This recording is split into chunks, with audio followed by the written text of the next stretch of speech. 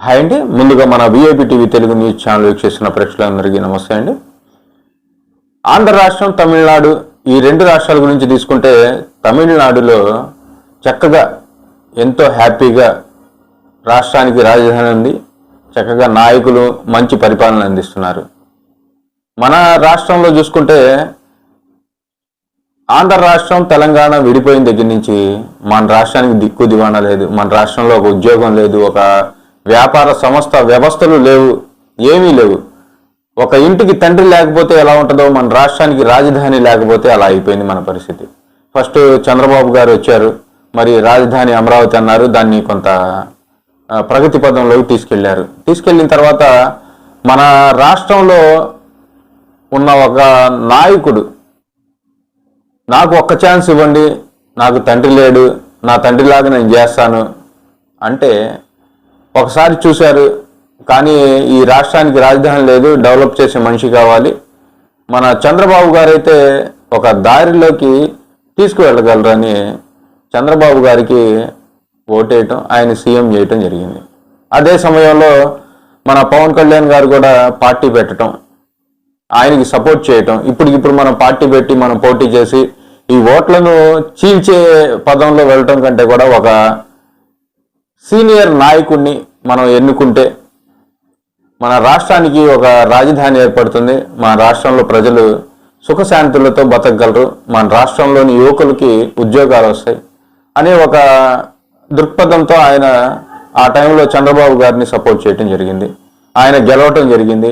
ఈ 5 సంవత్సరాల్లో వీళ్ళకి సరైన ఒక అండర్స్టాండింగ్ లేకపోవటం వల్ల, అంటే ఫస్ట్ టైం ఒక పొత్తుతో ముందుకు వెళ్ళటం వల్ల, అందులో కమ్మ కాపు అనే బాగా కులగజ్జి మన రాష్ట్రంలో ఎక్కువగా ఉండటం వల్ల నాయకులు తొందరగా ఇమడలేకపోవడంతో నాయకులు పెద్ద పెద్ద చిన్న చిన్న నాయకులే కాకుండా పెద్ద పెద్ద నాయకులు కూడా పెద్ద పెద్ద మాటలు మాట్లాడారు ఆ టైంలో. అందుకని మళ్ళీ 2019 ఎలక్షన్లో విడివిడిగా పోటీ చేశారు. విడివిడిగా పోటీ చేసినప్పుడు చుక్కలు ఎట్లా ఉంటాయో అవి అందరికీ కనిపించినాయి. సరే, అయితే ఈ 5 సంవత్సరాలు తండ్రి లేని కొడుకుని రాష్ట్రానికి రాజధాని లేని రాష్ట్రానికి సీఎంని చేశారు. చేస్తే ఈ తండ్రి లేని కొడుకు ఏం చేశాడంటే ఎవరికీ ఉండకూడదు, అలా మనం ఎట్లా ఒంటరిగా బతుకుతున్నామో అట్లానే ఉండాలి అన్నట్టుగా ఈ రాష్ట్రాన్ని భ్రష్టు పెట్టించాడు. అంటే అచ్చంగా ఒకడిని మన సినిమాల్లో చూస్తూ ఉంటాం, ఒకడిని మనం లోపరుచుకోవాలంటే వీడు మనం చెప్పే మాట వినాలంటే ఏ అమ్మాయినో ఏ మందునో ఏ డబ్బునో ఎరేస్తాం. అదేవిధంగా ఈ రాష్ట్ర ప్రజలు మన కాలి కింద నలిగిపోవాలి అనే విధంగా ఈ తండ్రి లేని కొడుకు ఈ రాష్ట్ర ప్రజల్ని డబ్బుకు అలవాటు చేసి, వ్యసనాలకు అలవాటు చేసి, అంటే డ్రగ్స్ గిక్స్ గంజాయి గింజాయి ఇలాంటి వీటికి ప్రలోభపడేలాగా చేసి ఈ రాష్ట్రాన్ని దుర్గతి పాలు చేశాడు, దౌర్భాగ్య పాలు చేశాడు. ఈ రాష్ట్రానికి దిక్కులేని రాష్ట్రంగా చేసేసాడు పూర్తిగా. ఆ 5 సంవత్సరాల్లో ఆయన ఆరాకొరా చేసిన పనులను కూడా నాశనం చేసేసాడు. ఈ రాష్ట్ర ప్రజల పరిస్థితి ఏంటి? ఇతను ఒంటదే, ఈ రాష్ట్రం ఒంటది కానీ మిగిలిపోవాలా అనే ధ్యేయంతో ఈ 5 సంవత్సరాల్లో జరిగిన పాలనను అందరూ నాయకులు కూడా బాగా మైండ్కి ఎక్కించుకున్నారు. అందరూ అంటే పవన్ కళ్యాణ్ కానీ, చంద్రబాబు కానీ, లోకేష్ కానీ, వీళ్ళ తర్వాత ఉన్న నాయకులు కూడా వీళ్ళు బాగా అసలు ఇట్లా ఉంటే ఈ రాష్ట్ర ప్రజల పరిస్థితి ఏంటి, మనం కొట్టుకుంటే ఈ రాష్ట్ర ప్రజల పరిస్థితి ఏంటి, ఈ యువకుల పరిస్థితి ఏంటి, వీళ్ళు ఎక్కడికో వెళ్ళి బతకాల్సిందేనా, వేరే రాష్ట్రంలో చీచా అంటే అక్కడ కూడా అయ్యా బాబు అని బతకాల్సిందేనా, ఏంటి మన రాష్ట్ర పరిస్థితి ఏంటి అని వీళ్ళు ఆలోచనలో పడ్డారు. ఈ ఆలోచనల క్రమంలోనే ఈ తండ్రి లేని కొడుకు ఏం చేయబోయాడు, ఈ రాష్ట్రాన్ని ఇంకా భ్రష్టు పట్టించే విధంగా, ఎవరు రేపు సీఎం అయినా కూడా ఈ కోలుకోలేని విధంగా అప్పులు చేసేసి వీళ్ళు ముందుకు తీసుకెళ్లేని విధంగా చేయాలని చెప్పేసి అతని ఇష్టం వచ్చినట్టు చేసేశాడు. ఈ జనానికి బాగా డబ్బులు పనికి మాలినోళ్ళు ఎలా ఉంటారో అలా తయారు చేసేశాడు. పని చేయటం అంటే పని అంటే ఆమడ దూరం పరిగెత్తే విధంగా ఈ రాష్ట్ర ప్రజల పరిస్థితి అయిపోయింది. అట్లా అయిపోయేటప్పటికి ఇంకా ఎవరు రారు, దీన్ని చూసి ఈ బడ్జెట్ని చూసి భయపడతారు. ఇంత అప్పు ఉందా, ఈ అప్పుని మనం ఎలా తీర్చగలం అనే భయంలో మిగిలిపోతారు, ఎవరు రారు, మనం తప్ప ఈ రాష్ట్రానికి దిక్కు లేదు అనేటట్టు చేయాలని ఆలోచన చేశాడు ఈ తండ్రి లేని కొడుకు. అయితే ఈ నాయకులందరూ కలిసి ముందుకు వెళ్తే ఎలా ఉంటుందని ఒక ప్రపోజల్ పడింది. మళ్ళీ 2014లో పడిందో మళ్ళీ అదే ప్రపోజల్ 2024కి ఎలక్షన్కి వెళ్ళే ప్రపోజల్లో పడ్డారు. మళ్ళీ వీళ్ళు కలిసి ఎలా వెళ్తే బాగుంటుంది అనే ప్రపోజల్లో పడ్డారు. అందరూ కలిసి మాట్లాడుకోవటం చేయటం బాగా జరుగుతుంది. రాష్ట్రంలో ఏ నాయకుడిని నోరెత్తనివ్వట్లేదు. ఎవరు ప్రశ్నించినా కూడా వీళ్ళని తీసుకెళ్లి లోపలేసి చిత్తకొట్టి బయటికి విసిరేసే విధంగా చేస్తున్నారు. భయం అనేది కలిగిస్తున్నారు. ఏ నాయకుడు నోరెత్తలేకపోతున్నాడు, ఏ సామాన్యుడు మాట్లాడలేకపోతున్నాడు. ఎట్లా అనే పరిస్థితుల్లో రకరకాలు జరుగుతున్నాయి. ఇంకా ఎవరైతే అప్పట్లో మాజీ సీఎం చంద్రబాబు గారు అయితే ఆయన్ని అసలు అరెస్ట్ చేయటం, ఇది బ్లండర్ మిస్టేక్ జగన్మోహన్ రెడ్డిది. అరెస్ట్ చేయటం, ఇలా ఇవాళ బెయిల్ వస్తుంది రేపు బెయిల్ వస్తుంది అనుకుంటూ వీళ్ళు నిరాహార దీక్షలు చేసుకుంటూ సమ్మెలు చేసుకుంటూ ర్యాలీలు చేసుకుంటూ ఈ టీడీపీ నాయకులు కార్యకర్తలు అందరూ తిరుగుతున్నారు. ఎవరు ఏం చేయలేకపోతున్నారు. ఏం చేయలేని పరిస్థితి అయిపోయింది. ఏమి చేయలేని పరిస్థితిలో పవన్ కళ్యాణ్ గారు ముందుకు రావటం, ఆయన్ని కలవటానికి వెళ్తుంటే పోలీసులు ఆపటం, అక్కడి నుంచి మొదలైందండి ఈ ప్రస్థానం అంతా. అక్కడి నుంచి మొదలయ్యి అంటే వీళ్ళు ఆల్రెడీ మాట్లాడుకుంటున్నారు కదా, ఈ మాటల్లోనే అక్కడి నుంచి ఆ ప్రస్థానం మొదలయ్యి ఇవాళ కలిసి కట్టుగా ఒకే మాట మీద ఉండి పనిచేసే విధంగా చేస్తున్నారు. మంచి చేస్తున్నారు. ఈ రాష్ట్రానికి వ్యవస్థలు సంస్థలు తీసుకొస్తున్నారు. ఎన్నో పెట్టుబడి పెట్టే వాళ్ళని తీసుకొస్తున్నారు, వ్యాపారస్తుల్ని. ఎన్నో కొత్త కొత్త గూగుల్ డేటా సెంటర్లు అన్నీ వస్తున్నాయి. ఈ రాష్ట్రంలోని యువకులు మేము ఎక్కడికి వెళ్లాల్సిన అవసరం లేదు, మన రాష్ట్రంలోనే మా ఇంటి దగ్గరే పని చేసుకునే విధంగా ఇవాళ ఈ రాష్ట్రం ముందుకు వెళ్తుంది, మాకు ఏ దిగులు లేదు అనుకునే గుండెల మీద చేతులు వేసుకొని నిద్రపోయే రోజులు వస్తున్నాయి. అలాంటి సమయంలో ఎవరెవరో ఎన్నో మాట్లాడతారు. రాజకీయాల్లో మనం అవన్నీ చూస్తూనే ఉంటాం. ప్రతిపక్షాన్ని అసలు చిత్తుగా ఓడించడం అంటే మామూలు విషయం కాదు. ఇది కని విని ఎరుగని చరిత్ర ఇదంతా. ఒకప్పుడు రాష్ట్రాన్ని పరిపాలించిన వ్యక్తి 11 సీట్లకు పరిమితం అయిపోయి తన సీటు కూడా గెలుస్తాడో లేదో అనే పరిస్థితికి వచ్చిందంటే ఎంతటి టర్నింగ్ పాయింట్ జరిగి ఉంటుంది, ఎంతటి చర్చలు జరిగి ఉంటాయి వీళ్ళ మధ్య, ఎంతటి క్రమశిక్షణతో ఈ రాష్ట్రాన్ని మనం పరిపాలించాలి, ముందుకు తీసుకెళ్ళాలి అని ఇద్దరు నాయకులు చర్చించుకొని ఉంటారు. ఆ చర్చ 11 సీట్లు అవతలోడికి వచ్చినాయి అంటే ఎంతటి దారుణం ఉండి ప్రతిపక్షం కూడా లేదు. అంతటి పరిస్థితిలోకి వెళ్ళిపోయారు. అంటే వాళ్ళు చేసిన అరాచకాలు, వాళ్ళు మాట్లాడిన మాటలు ఈ రాష్ట్ర ప్రజలను ఎంతో ప్రభావితం చేశాయి, కళ్ళు తెరుచుకునే విధంగా చేశాయి. అంటే ఇంకా గతంలో ఎన్నడూ కూడా వీళ్ళు ఇంకా గెలిచి ఈ రాష్ట్రాన్ని పరిపాలించే పరిస్థితిలో రారు. ఇది 100% ఈ రాష్ట్ర ప్రజలు నిశ్చయించుకున్నారు. అదేవిధంగా ప్రగతి పదంలోకి మనం ఎట్లా తీసుకెళ్ళాలి, మనం ఈ సీట్ల కోసమో లేకపోతే కుర్చీల కోసమో ఈ ఫ్లెక్సీల్లో బొమ్మల కోసమో పోట్లాడుకోకూడదు అనేది కింద స్థాయి వాళ్ళందరికీ చెప్తున్నారండి. అయినా కూడా వీళ్ళు కొంతమంది వింటున్నారు, కొంతమంది వినట్లేదు. పై స్థాయిలో మాత్రం చంద్రబాబు, లోకేష్, పవన్ కళ్యాణ్ మాత్రం మనం కలిసి 15 సంవత్సరాలు నడవాల్సిందే, ఈ రాష్ట్రాన్ని ఒక దారిలో పెట్టాల్సిందే, ఈ రాష్ట్ర యువతకి మనం భరోసాగా నిలవాల్సిందే అని చెప్పేసి వాళ్ళు నిశ్చయం చేసుకున్నారు. కానీ కింద స్థాయిలో వ్యక్తులు ఇంకా మాట్లాడుతూనే ఉన్నారు. 2019లో కూడా టీడీపీ నుంచే మనకి ముఖ్యమంత్రి అవుతారని చెప్పి టీడీపీ వాళ్ళు, అంటే మనం ఎప్పుడు ఇట్లానే మిగిలిపోవాలా అనే ఆలోచనలు వీళ్ళ మాటల ద్వారా రప్పిస్తున్న జన సైనికులు కూడా ఆలోచనలో పడటం, మళ్ళీ రేపు స్థానిక ఎలక్షన్లు వచ్చే టైంలో ఇట్లాంటి మాటలు మాట్లాడి మళ్ళీ వీళ్ళిద్దరూ పోటాపోటీ పడి మళ్ళీ పని చేయకుండా ఈ కింద స్థాయి వ్యక్తులు ఎవరైతే నాయకులు కార్యకర్తలు ఉన్నారో పని చేయకపోతే ఎదుటోడికి మనం అవకాశం ఇచ్చినట్టే. అందుకని ఇట్లాంటి మాటలు మాట్లాడబాకండి, ఇట్లాంటి టైంలో కుల ప్రస్థానాలు తీసుకురాబాకండి. అసలు మన రాష్ట్రానికి కావాల్సింది ఏంది, కరెక్ట్ గా దారి చూపే వ్యక్తి, ఆయన వెనకాల దమ్ముగా నిలబడే వ్యక్తులు కావాలి. అంతేగాని సీట్ల కోసం కాట్ల కుక్కల్లాగా మనం ఎగబడి ఇవన్నీ చేస్తే ఈ రాష్ట్రానికి ముప్పు, ఈ రాష్ట్రంలో ఉన్న మీకు కూడా ముప్పే. రేపు మీ కర్మకాలి జగన్మోహన్ రెడ్డి వచ్చాడనుకోండి, మీ పరిస్థితి ఏంటి, ఈ రాష్ట్ర ప్రజల పరిస్థితి ఏంటి? అందుకని మీరు ఎట్లా పడితే అట్లా ఆలోచన లేకుండా, ఆలోచన మర్చిపోయి మాట్లాడబాకండి. ఆ పై స్థాయి నాయకులకి చెడ్డ పేరు వచ్చేలాగా చేయబాకండి. అందరు కలిసి కట్టుగా ఉండండి. ఎప్పటికైనా కూడా పవన్ కళ్యాణ్ గారు సీఎం అవుతారు, అది 100%. ఒకవేళ చంద్రబాబు గారు తొలగి నారా లోకేష్ని ఎక్కించే పరిస్థితిలో మొదటి స్థానం మన పవన్ కళ్యాణ్ గారికే ఉంటది. ఎందుకంటే నారా లోకేష్ కూడా ఒక అన్నలాగా, ఒక తండ్రి తర్వాత తండ్రి స్థానంలో ఉంచిన మనిషి ఆయన అవ్వాలనుకోడుగా. అవన్నీ తర్వాత వాళ్ళు మాట్లాడుకుంటారు, మనం మాట్లాడకూడదు. ఇప్పుడు నేను ప్రస్తావించడం కూడా కరెక్ట్ కాదు, అందుకని దాని గురించి నేను మాట్లాడదలుచుకోవాలా. అసలు ఎవరు కూడా వేరే వాళ్ళ మాటలు ప్రలోభాలకి లొంగిపోబాకండి, వేరే మాటలు వినబాకండి. మీరు చేయాలి అనుకున్న పని చేయండి, మీ నాయకులు ఏదైతే చెప్తారో ఆ పని చేయండి. లేకపోతే మన ఆంధ్ర రాష్ట్రం అధోగతి పాలైపోవటం ఖాయం అవుతుంది. అయితే ఇప్పుడు కొత్తగా ఏం చేస్తున్నారంటే జగన్మోహన్ రెడ్డితో విజయ్ ఏదో ఫంక్షన్ లో కలవటం, ఒక ఫోటో దిగటం, ఆ ఫోటోని హల్చల్ చేస్తున్నారు, ఆ వీడియోని హల్చల్ చేస్తున్నారు. వీళ్ళకే ఆంధ్ర రాష్ట్రంలో 11 సీట్లకు పరిమితం చేశారు ప్రజలు. వీళ్ళు ఇంకో నాయకుడిని గెలిపించే స్థాయికి వెళ్తారా? అసలు ఉంటుందా? అసలు ఎవరు ఈ పక్క రాష్ట్రంలో వీళ్ళెవరో కూడా, వీళ్ళ మొహాలు కూడా తెలియదు ఎవరికి కూడా. అలాంటి పరిస్థితిలో మా జగన్మోహన్ రెడ్డి ఒక ఫోటో వల్ల విజయ్ ఇంత ఎక్కువ మెజార్టీతో గెలిచాడు, చేశాడు, ఇన్ని సీట్లు వచ్చినాయని చెప్పి మీకే దిక్కులేదేడా? ఎందుకు ఇవన్నీ మాటలు, వేస్ట్ మాటలు ఇవన్నీ కూడా? మీరు సరే విజయ్ అంత మంచి వ్యక్తి, అంత మీకు సన్నిహితుడు అయితే మీరు మరి స్టాలిన్ గారికి ఎట్లా ఎలక్షన్ క్యాంపెయిన్ చేశారు? సిగ్గుండాలి చెప్పుకోవటానికి కూడా. మనం ఎంతో కొంత సిగ్గుండాలి, ఎంతో కొంత. అసలు అది కూడా లేకుండా మనం ప్రవర్తిస్తే ప్రజలు మన మాట వింటారా ఇప్పుడన్నా? అసలు మన దగ్గరికి రానిస్తారా మనల్ని?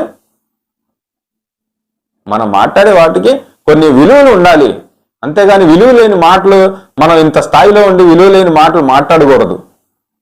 పవన్ కళ్యాణ్కి విజయ్కి పోలికేంటి చెప్పండి? పవన్ కళ్యాణ్కి విజయ్కి పోలికేంటి? విజయ్ తన టైం బాగుంది, అక్కడ ఆ రాష్ట్రంలో ఇప్పటిదాకా ఒకళ్ళనొకళ్ళు ముంచాలి, ఈ రాష్ట్ర ప్రజల్ని నాశనం చేయాలి, మన కాలి కింద తొక్కేయాలి అన్న నాయకులు లేరు జగన్మోహన్ రెడ్డి లాగా. అక్కడ ఏ కాడికి వాళ్ళ పరిపాలన, వాళ్ళ రాష్ట్రం, వాళ్ళ ప్రజలు అలా ఉన్నారు. ఏ రాష్ట్రంతో ఏ రాష్ట్రం విడిపోలేదు, వీళ్ళది చక్కగా హ్యాపీగా ఉన్నారు. ఇన్ని సంవత్సరాలు వీళ్ళు ఉన్నారు. ఇప్పుడు కొత్తగా ఒక వ్యక్తి వచ్చాడు, మంచి వ్యక్తి, మన మధ్యలో తిరిగే వ్యక్తి. అతన్ని గెలిపించుకుంటే ఇంకొంచెం డెవలప్ అవుతుందని ఒక ముందు ఆలోచనతో చేశారు తప్ప, ఇది ఏదో ఇక్కడ మనం భ్రష్టు పట్టిపోయాం, మనల్ని పట్టించుకునే వాళ్ళు లేడు, మన రాష్ట్రం విడిపోయింది, మనకి దుర్గతి పాలైపోయాం మనం అనే పరిస్థితి లేదు వాళ్ళకి. ఒక కొత్త రాజకీయాన్ని చూడాలనుకున్నారు. అందుకనే నేనున్నానని చెప్పి వచ్చిన మనిషిని ఆయన ఎంచుకున్నారు. వాళ్ళు ఎంచుకొని వాళ్ళ రోజున ఆయన్ని మంచి స్థానంలో నిలబెట్టారు. మరి చూడండి, దేవుడు అనేవాడు ఉన్నాడు. మీరు మాట్లాడే ప్రతి మాటకి ఆన్సర్ అక్కడి నుంచే దొరికింది. సింగిల్గా వచ్చాడు, సింహంలాగా దూసుకుపోతున్నాడు అన్నారు. మరి వాళ్ళ వేరే కాంగ్రెస్తో ఇంకా వేరే పార్టీలతో పొత్తు లేకుండా, వాళ్ళ సీట్లు లేకుండా ఇతను వాళ్ళ పార్టీ ఫామ్ చేసే పరిస్థితి లేదు, ఇతను ముఖ్యమంత్రి అయ్యే పరిస్థితి లేదు. మరి 4-5 పార్టీలతో ఇతను జత కలవాల్సి వచ్చింది. అంత మాత్రాన సింహం కాకుండా పోడు, తను సింహమే. జనం ఆదరించారు, అభిమానించారు, అతను గెలిపించారు, కాదని ఎవరు అనరు. కానీ పొత్తు పెట్టుకోవటం ఏమంత పాపం కాదు, పొత్తు పెట్టుకోవటం ఏ వ్యభిచారం చేసినంత పాపమేం కాదు. ఈ రాష్ట్ర ప్రజల కోసం పొత్తు పెట్టుకున్నారు, ఈ రాష్ట్ర ప్రజల కోసం కలిసి ముందుకెళ్తున్నారు, తప్పేముంది? వసుదేవుడు అంతటి వాడే గాడిద కాళ్ళు పట్టుకున్నాడు, తప్పేముంది? రావణాసుడిని సంహరించాలంటే చెట్టు చాటు నుంచి ఆయన్ని చంపాల్సి వచ్చింది, తప్పేముంది? అప్పటికి అక్కడ పరిస్థితులు అలాంటి దుర్మార్గులు ఉన్నప్పుడు వాళ్ళని సంహరించాలంటే ఏదో ఒక కోణంలో వెళ్ళి సంహరించాల్సిందే, తప్పదు. అలాంటి సంహరణ మన ఆంధ్ర రాష్ట్రంలో జరిగింది. 2 పార్టీలు కలిసి ముందుకెళ్ళి సంహరణ జరిగింది కంపల్సరిగా. అది వదిలేసి ఈ కంపారిజన్ ఎందుకు అసలు? మరి అతను 5 పార్టీలతో పొత్తు పెట్టుకొని రాష్ట్రాన్ని ఆయన పార్టీని ఫామ్ చేయాల్సిన పరిస్థితి వచ్చింది. అందుకని పొత్తు అనేది ఏమి చేయకూడని పని కాదు, అదేం అసభ్యకరమైన పని కాదు, అది దొంగతనం కాదు, ఇంకోతనం కాదు. దాన్ని ఎవరు ఏలెత్తి చూపించినా, ఒక ఏలెత్తి చూపిస్తే 4 ఏళ్ళు ఒకవైపు చూపిస్తూ ఉంటాయని చెప్పి ముందు తెలుసుకోవాలి. పొత్తు అనేది ఈ రాష్ట్ర ప్రజల కోసం, వాళ్ళ శ్రేయస్సు కోసం చేసింది, అదేం తప్పు కాదు. 100 మంది 100 మాటలు అనుకున్నా కూడా ఎవరికి ఊడే లేవు, రాలే లేవు, అది మాత్రం వాస్తవం. అయితే ఇంకో మాట ఏంటంటే, పవన్ కళ్యాణ్ గారు ఎన్నో త్యాగాలు చేశాడు. ఆయనకు వచ్చిన డబ్బుని ఎంతో మందికి కౌలు రైతులు ఆత్మహత్యలు చేసుకున్న వాళ్ళకి, డబ్బు లేదు అనారోగ్య పాలైన వాళ్ళకి ఎంతో మందికి ఆయన డబ్బును దానం చేశాడు. దానం కంటే కూడా సహాయం చేశాడు. అలాంటి వ్యక్తి ఆయన. ఎక్కడన్నా విజయ్ మనకి తెలిసి ఎక్కడెక్కడ చేశాడు అనేది మనం కొంచెం ఆరాధిస్తే పవన్ కళ్యాణ్ గారిలా ఆయన చేసిన వాటిలో సగం పావువంతు కూడా ఉండవు. అవన్నీ మనం ప్రస్తావించుకోకూడదు. ఎవరి ఆలోచన వాళ్ళది. పవన్ కళ్యాణ్కి విజయ్కి లింక్ కలుపుతున్నారు కాబట్టి ఈ మాట మాట్లాడుతున్నా నేను. అసలు వాళ్ళిద్దరికి లింకే లేదు. ఎవరి మనస్తత్వం వాళ్ళది. అక్కడ రాష్ట్ర విలువలు, అక్కడ రాష్ట్రానికి పరిస్థితులు అట్లా ఉన్నాయి, మన రాష్ట్ర పరిస్థితులు ఇట్లా ఉన్నాయి. మరి ఏం చేద్దాం? ఒక దుర్మార్గుడు బారి నుండి మన రాష్ట్రాన్ని కాపాడుకోవటానికి మరి వీళ్ళకి పొత్తు తప్పల. అదేం తప్పు కాదే. తర్వాత కొంతమంది ఈ లాయర్ రజని, అరకోటు రజని గురించి మాట్లాడుతుంది. మరి మీ అన్నయ్యని చంద్రబాబు గారు ఆ టైంలో అరెస్ట్ చేయమన్నారు. తర్వాత మీ అన్నయ్యని తెలుగుదేశంలో ఎంతో మంది అట్లా అన్నారు, ఇట్లా అన్నారు అని చెప్పి మాట్లాడుతుంది. తర్వాత జన సైనికుల్ని బాలకృష్ణ శంకర్ జాతి నా కొడుకులు అన్నాడు. మరి అప్పుడు మీరు ఎక్కడికి వెళ్ళారు సార్? మీకు ఇవన్నీ గుర్తులేదా అని అరకోటు లాయర్ రజని మాట్లాడుతుంది. తను మాట్లాడే మాటలు చాలా దరిద్రంగా, వరెస్ట్, ఇంగ్లీష్లో చెప్తే వరెస్ట్గా ఉంటున్నాయి. తను ఎంతవరకు పార్టీలో ఏం చేసిందో ఏంటో ఎవరికి తెలియదు. తన లాయర్ వృత్తిని మాత్రం బాగా ప్రగతి పదంలో తీసుకెళ్లి మంచి సంపాదన సంపాదించుకుందనే టాక్ ఉంది బయట. ఇప్పుడు వచ్చేసి అయ్యూ అంటుంది. ఏందో తను అసలు బాగా ఆరితేరిపోయినట్టుగా ఈ రాజకీయాల్లో మాట్లాడుతుంది. పవన్ కళ్యాణ్ గురించి మాట్లాడుతుంది. చిరంజీవిని అన్ని మాటలంటే నువ్వు ఎక్కడికి వెళ్ళావు పవన్ కళ్యాణ్ అంటుంది. సింగిల్గా బోధిస్తుంది. గౌరవం లేకుండా మాట్లాడుతుంది. 17 సంవత్సరాలైనా వెయిట్ చేసి నువ్వు సింగిల్గా పోటీ చేయాల్సింది, మేము మిమ్మల్ని ఆదరించేవాళ్ళం, మేము మిమ్మల్ని మా నెత్తి మీద పెట్టుకునేవాళ్ళం అంటుంది. అప్పుడు అతను చెప్ప తీసుకొని వెళ్ళాలి రోడ్డు మీదకి. దీన్నే ఒక అతను ప్రశ్నించాడు, టీడీపీ నాయకుడు. మరి నీకు ఈ 2 సంవత్సరాల నుంచి నువ్వు పార్టీలో పనిచేస్తున్నావు, ఈ 2 సంవత్సరాల్లో నీకు పదవి పోతే వెంటనే బయటకు వచ్చేసి ఇట్లాంటి లొచ్చా లఫంగి మాటలు మాట్లాడుతున్నావు. మరి నువ్వు చేయొచ్చుగా, ఇంకో 10 సంవత్సరాలు, ఇంకో 15 సంవత్సరాలు నువ్వు చేయొచ్చు కంటే మేము ఊడికం చేయడానికి ఉన్నావా అంటుంది. ఎంతటి దారుణమైన మాటలండి ఇవి. వీళ్ళు నాయకుల గురించి మాట్లాడే హక్కు వీళ్ళకుందా? మొన్నటి దాకా ఆ పార్టీలో పనిచేసింది, ఆ పార్టీలో ఉంది. అలాంటిది నీకు తెలీదా? ఇప్పుడు మాట్లాడుతున్న ఈ లఫంగి మాటలన్నీ కూడా అప్పుడు నీకు తెలీదా? అప్పుడు మాట్లాడలేదే. మరి నిజాయితీ కలిగిన నువ్వు రాజకీయ నాయకురాలివి అయితే, ఎవరికి కొమ్ము కాయనివి అయితే, ఏ కులగజ్జి నీకు లేకపోతే నువ్వు మాట్లాడొచ్చుగా. అప్పుడు ఇవన్నీ మాట్లాడొచ్చుగా, ప్రస్తావించవచ్చుగా. అప్పుడు పవన్ కళ్యాణ్ గారి మోచేతి నీళ్లు తాగుతున్నావు కాబట్టి ఏముందిలే అనుకున్నావా? ఇప్పుడు నిజాయితీగా పెద్ద పోటు దానిలాగా మాట్లాడుతున్నావు కదా. అప్పుడు మాట్లాడాలనిపించలేదా? అప్పుడు నిజాయితీ లేదా నీలో? చిరంజీవి గారిని అంటేనే ఆయన మెలకొంటున్నాడు. చిరంజీవి గారిని అన్న పార్టీలతో ఆయన తిరుగుతున్నాడంటే పిచ్చి మొహం దానా? చిరంజీవిని అంటాం తర్వాత తీసి పక్కన పెట్టు. ఆయన్నే ఎన్నో మాట్లాడినారు. చంద్రబాబు కానీ, నారా లోకేష్ కానీ, టీడీపీ నాయకులు కానీ ఎంతో మంది ఆయన్నే అన్నారు. చిరంజీవి దాకా వెళ్ళావు నువ్వు. ఆయనంటేనే ఆయన అవన్నీ ఈగోలు పక్కన పెట్టేసి మనం ఇవన్నీ పార్టీల కోసమో లేకపోతే పదవుల కోసమో పోరాటం కాదు, ప్రజల కోసం పోరాడాలి. ఈ పార్టీ పెట్టిందే ప్రజల కోసం, ప్రశ్నించడానికి. అట్లాంటిది మనం ప్రజల పక్షాన ఉండాలి. నిన్నన్నారా నన్నన్నారా అప్పటి పరిస్థితులు వేరు, అప్పటి రాజకీయాలు వేరు. ఇప్పుడు ప్రజలు భ్రష్టు పట్టిపోతున్నారు. రాష్ట్రం భ్రష్టు పట్టిపోతుంది. రాష్ట్రం ఎటువైపు పోతుందో మనకేమి తెలియట్లేదు. రాజధాని లేదు, ఉద్యోగాలు లేవు, యువకులు ఎక్కడికెక్కడికో వెళ్ళి బతకాల్సిన పరిస్థితి వచ్చింది. మనం కలవాల్సిందే, మనం కలిసి ఒక 15 సంవత్సరాలు ప్రయాణించాల్సిందే అని వాళ్ళు మాట్లాడుకొని ముందుకు వెళ్తున్నారు. ఏదో చిరంజీవిని అన్నారు, ఇంకోళ్ళని అన్నారు అనేది కాదు ఇక్కడ. వాళ్ళ సొంత ఇది కోసం చూసుకోవటం కాదు ఇక్కడ. ప్రజల కోసం, రాష్ట్రం కోసం చూస్తున్నారు. అంతేగాని నీలాంటి కాట్ల కుక్కలు ఎన్ని మాటలు మాట్లాడినా కూడా ఆయన చలించడు. ఆయన చేయాల్సింది చేస్తుంటాడు. ఇవాళ గిరిజన ప్రాంతాల్లో, ఎన్నో గిరిజన ప్రాంతాల్లో రోడ్లు, బస్సులు, కరెంట్లు చూశారంటే ఒక పవన్ కళ్యాణ్ గారి వల్లనే, ఇట్లాంటి అధికారం ఆయన చేతిలో ఉండటం వల్లే ఆయన ఇవన్నీ చేయగలుగుతున్నాడు, ఇట్లాంటి పరిస్థితులను తీసుకురాగలుగుతున్నాడు, ఇట్లాంటి ఎదుటి వాళ్ళతో మనం భయపడకుండా మన వాళ్ళకి భరోసా ఇస్తున్నాడు. ఎదుటి వాళ్ళు ఎన్ని ప్రలోభాలు పెట్టినా లొంగకుండా నేనున్నాను మీకు, మీరు వెనకడుగు వేయొద్దు అని చెప్పేసి ఆయన ఎన్నో భరోసా మాటలు మాట్లాడుతున్నాడు. అట్లాంటి ఆయన గురించి మాట్లాడుతాను నీకు సిగ్గుండాలా, నీ మొహానికి సిగ్గుండాలా. మనం ఏ స్థాయిలో ఉండేవాళ్ళో ఏ స్థాయిలోకి వచ్చామనేది మనకు తెలియాలి. అది వదిలేసి నువ్వేదేదో ఒకడే ఈ పద్దాక ఈ వీడియోలన్నీ హైలైట్ చేస్తున్నాడు. పద్దాక వాడికి నువ్వు వాయిస్లు ఇవ్వటం, వాడు హైలైట్ చేయటం, ఇవన్నీ నువ్వు బిల్డప్ బాబాయ్ మాటలు మాట్లాడటం ఎందుకు? నువ్వేమి పోసానికి ఇష్టమొడలి కంటే ఎక్కువేం కాదుగా, నువ్వేం ఫేమస్ కాదుగా. పోసానికి ఇష్టమొడలి ఇవాళ మూసుకొని అయ్యా బాబు నేను సినిమాలు చేసుకుంటాను, నన్ను వదిలేయండి, నన్ను రోడ్డుకి ఎక్కించబాకండి అని కాళ్ళు పట్టుకునే పరిస్థితికి వచ్చాడు. ప్రశాంతంగా అతను రాజకీయాలు వదిలేసి సినిమాలు చేసుకుంటున్నాడు అంతే తప్ప నీకులాగా లుచ్చా మాటలు మళ్ళీ మాట్లాడట్లా, ఎవరి గురించి మాట్లాడట్లా. అతను వల్లభనేని వంశీ, కొడాలి నాని, వీళ్ళందరూ చూడు, బోరుగడ్డ అనిల్ చూడు ఎంత చక్కగా వాళ్ళ పనులు వాళ్ళు చేసుకుంటున్నారు. నీకు సిగ్గుండాలా? నిన్ను వీళ్ళు ఆపాలి, లేకపోతే నీలాంటి వాళ్ళు చూసి ఇంకొకళ్ళు తయారవుతారు. ఈ రాజకీయ ద్రోహులు, నీలాంటి వాళ్ళు రాజకీయ ద్రోహులే.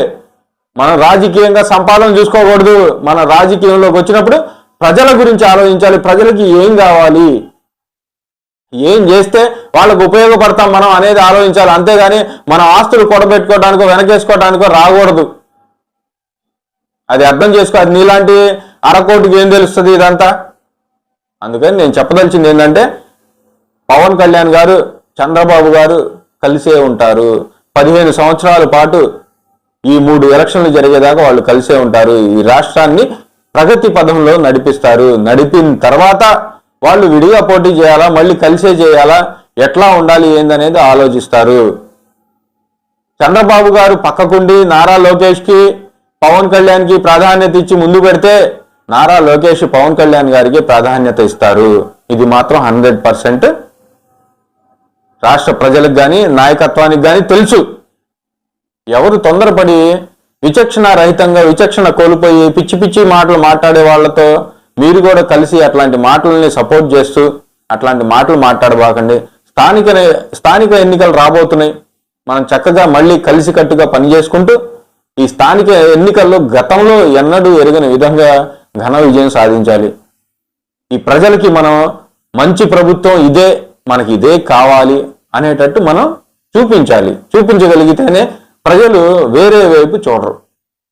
అలాంటి నాయకత్వం లేకుండా మనం పోట్లాడుకుంటా ఉంటే వీళ్ళ పరిస్థితి ఇట్లా ఉంది, రేపు మన పరిస్థితి ఏంటి అని వేరే వైపు చూసే ఆలోచన కలుగుతుంది. ఆ ఆలోచన కలగనివ్వకుండా ఈ రాష్ట్రాన్ని, రాష్ట్ర ప్రజల్ని మనం కాపాడుకుంటూ మన నాయకులు చెప్పే మాటలు విని వాళ్ళ బాటలో మనం నడుస్తూ ముందుకు వెళ్ళాలని ఆశిస్తూ, ఇలాంటి అరకోట్లు ఏంటి, ఇలాంటి పిచ్చి కుక్క లాంటి పోసాని కృష్ణమురళి ఇలాంటి వాళ్ళు, ఇలాంటి నాయకులు కార్యకర్తలు, వైఎస్ఆర్సీపీ లాంటి నాయకులు కార్యకర్తలు ఎంతమంది వచ్చినా కూడా మనల్ని ఇంచు కూడా కదిలించలేకపోతారు. మనం కలిసికట్టుగా ఉండాలి. ఉండి ఈ నాయకత్వాన్ని 15 సంవత్సరాల పాటు మనం కలిసికట్టుగా చూడాలి. ఈ రాష్ట్రం ఏ దేశంలో కూడా ఇలాంటి రాష్ట్రం లేదు, ఇంత టెక్నాలజీతో ఉన్న రాష్ట్రం లేదు, ఇలాంటి సీఎం లేడు, ఇలాంటి నాయకులు లేరని అన్ని రాష్ట్రాలతో అన్ని దేశాలతో మనం అనిపించుకోవాలి. అట్లాంటి ప్రగతి పదంలో మన రాష్ట్రం ఉండాలని చెప్పి మన నాయకులు దీన్ని ముందుకు తీసుకెళ్లాలని చెప్పి నేను మనస్ఫూర్తిగా కోరుకుంటున్నానండి. నమస్తే.